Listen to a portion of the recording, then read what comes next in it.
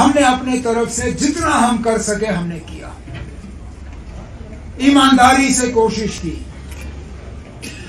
कि जम्मू कश्मीर के हालात जो है वो ठीक रहे। ईमानदारी से कोशिश की कि यहां जो मसले हैं बड़े छोटे उनका इलाज हो। ईमानदारी से कोशिश की कि यहां के लोगों के जो जज्बात हैं उनकी सही तरीके से तर्जुमानी हो। वजीर आजम के सामने हमने जाके खुली बात की, जम्मू कश्मीर को लेके, यहां के मसले को लेके, बातचीत को लेके,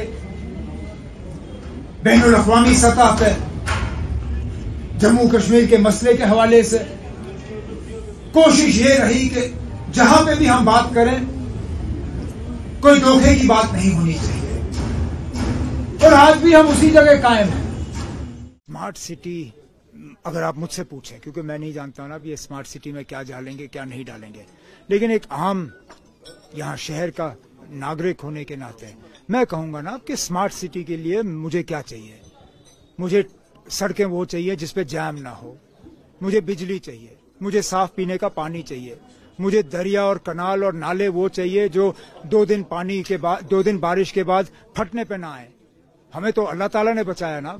अगर आज बारिश होती हम पानी के नीचे होते, तो फिर कहाँ की स्मार्ट सिटी ना। अब स्मार्ट सिटी फुटपाथ और जंगलों से नहीं, इन चीजों से बनती है। आप बेसिक अमेनिटीज हमें दे दीजिए, सड़क पे मैकडम कराइए, हमें बिजली दे दीजिए, साफ पीने का पानी दे दीजिए, हमारा फ्लड चैनल जो है उसकी कैरिंग कैपेसिटी आप ठीक करिए।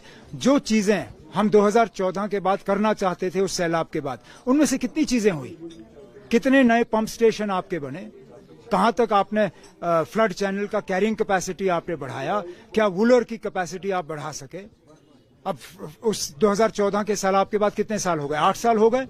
क्या वूलर की कैपेसिटी हमने बढ़ाई, क्या जहलम की कैपेसिटी हमने बढ़ाई, क्या फ्लड चैनल की कैपेसिटी हमने बढ़ाई। 2 दिन बारिश हुई, तीसरे दिन हमारे मकान जो है पानी के नीचे आए। अब इन चीजों का इलाज करिए, तब मैं मानूंगा हाँ जनाब श्रीनगर एक स्मार्ट सिटी है। आप डल के किनारे मुझे फुटपाथ दिखाओगे और कहोगे ये स्मार्ट सिटी है ना, ये स्मार्ट सिटी नहीं है, ये दिखावा है।